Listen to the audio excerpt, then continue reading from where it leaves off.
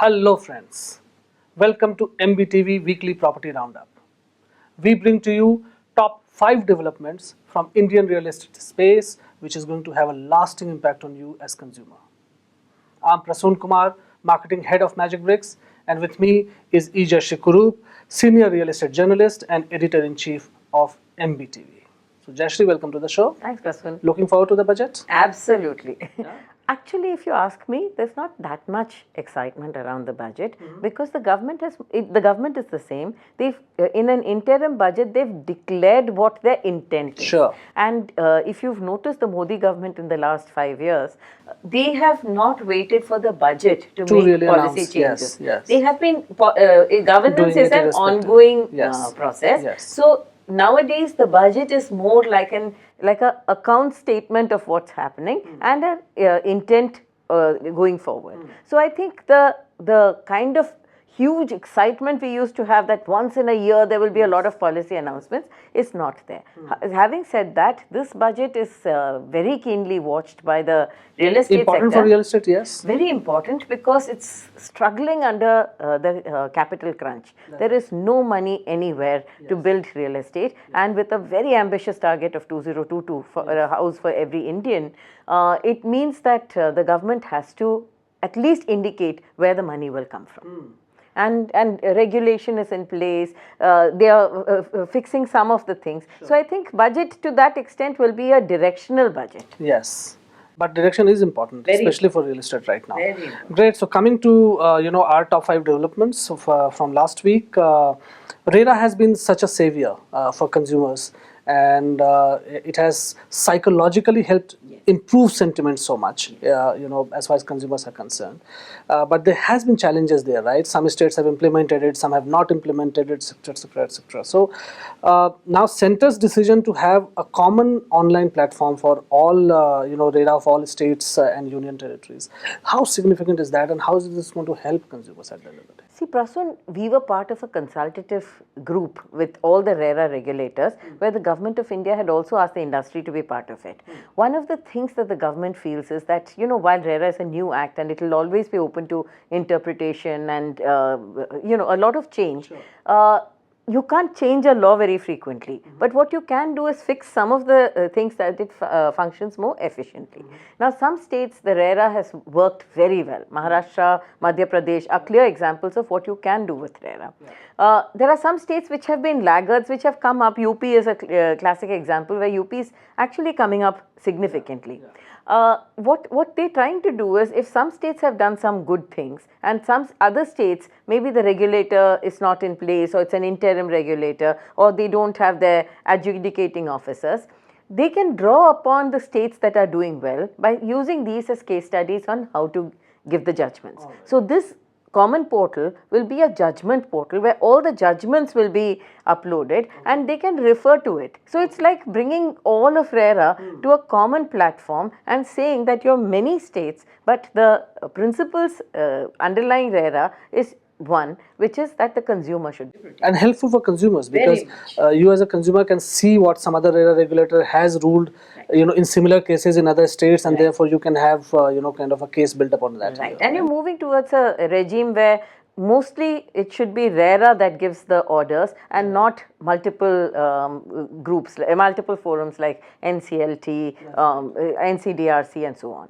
So they're trying to draw the boundaries around RERA, which had to happen. It's a new law, 2 years of functioning. There are so many orders that could not be implemented because it gets challenged somewhere else. So they're trying to fix all that, and I think it will take another year or two for RERA to be completely stable and the market to be moving forward. A unified RERA and a single regulatory is probably going to simplify a whole lot of things any which way, isn't it? Yes, when SEBI came, it was one But can entity. that happen in real estate? No, because it's a state subject and the constitution says it's in the concurrent subjects.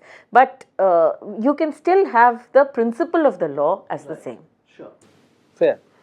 And, moving from RERA to land ownership, and land ownership has been such a contentious issue in this country, and you hardly have records, and people having all kind of claims, and to run from pillar to post to obtain certificates and just to prove your ownership, etc. welcome move in from Bangalore, where digitized property cards, will be issued now to landowners, and it's called Urban Property Ownership Record, right? It's almost like an Aadhaar of property. Oh yes, and how significant is this move? And of course, it has its own benefits. Do you see challenges in terms of implementation of this? While it's a welcome move or welcome thought per se. There'll always be a lot of challenges when you try to bring transparency into the land market, especially like you said, in a market that's so riddled with problems like ours is. But one of the things that's good here is that the government of India has spent money, I think over 50,000 crores across the country to digitize all land records. Now, there are many reasons for this. One is that the property markets have become so vibrant that there are lots of loopholes which people were exploiting, which you have to fix. The second is there's any public land, grabbing public land is a national pastime. So to protect public land for whatever it's designated for, you needed to know what that land record was, what was its history and so on. The third thing is that now land itself has become far more precious, more costly than ever before, and the figuring out whether the title of that land, what the historic titling of that land is, that's something that the government has been working on. Clearly, Karnataka is ahead of other states. It's reached a stage in Bangalore where you can say, I've got the title right, I've got the digital records, because you can use satellite technologies to shoot, and you'll know how much is built, how much is overbuilt and so on, and it's a very welcome move. And not only satellite, I think in Maharashtra they're using drones now to map lands and clear the titles. Wonderful example of how technology is now finally helping consumers at the end. Hopefully it will clean up the property markets. We still have very, very fudged property market, property records. That's true. And talking about fudged records and all, DDA is now seeking residents' feedback on Master Plan 2041.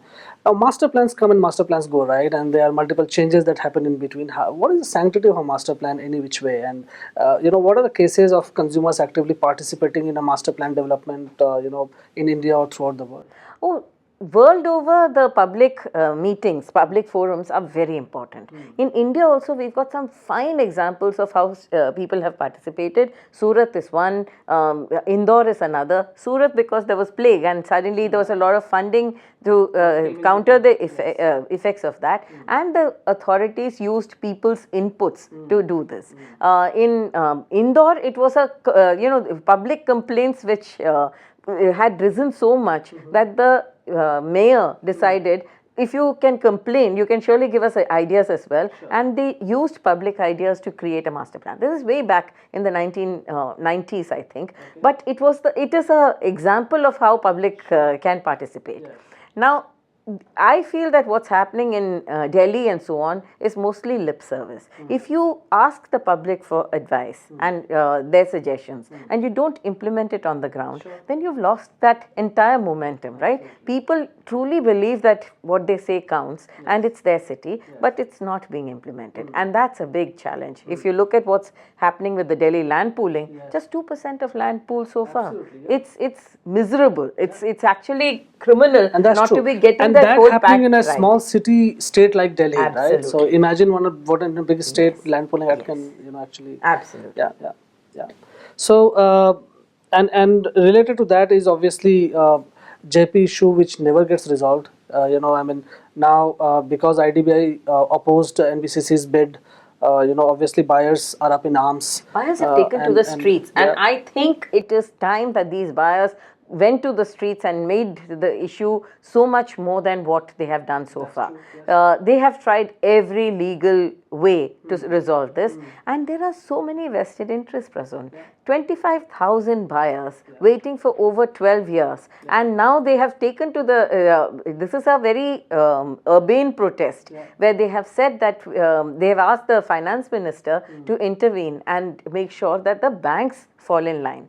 It's almost, you see, the banks have first been the defaulters. They could have fixed it. They knew what was happening in the system. They allowed it to happen. Then then they said they invoked the IBC so that they could get their money back. When the consumer stood up and got counted, now they want the original JP owner wants to come back and bill, and there is a lot happening behind the scenes. The consumers are not in any mood to appease anybody, and I think the sooner we clear the JP mess, the better it will be for the government, because it's going to take a toll on their credibility as well. Yeah, and we have been talking for a while now as to what role can government really play in resolving these kind of issues, right? And we always believe that government can at best be a facilitator in such matters, but here consumers really want governments to be more than facilitator.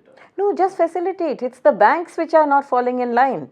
It's the banks which have made the misdemeanors were the banks' misdemeanors. They knew what was happening, and the developer has been penalized. It's been taken away from him. Why not the banks? So what the consumer says is, why should I give up my rights because a bank did not do its due diligence? And therefore, going to the finance minister, I think, is a brilliant move. Yeah, okay. And we spoke about water crisis in Chennai, in OMR specifically, last time around. But now the news comes that Chennai water crisis is actually hitting the construction sector. There obviously construction requires a lot of water, and lack of availability of water is bound to impact the industry. What is the way out of this?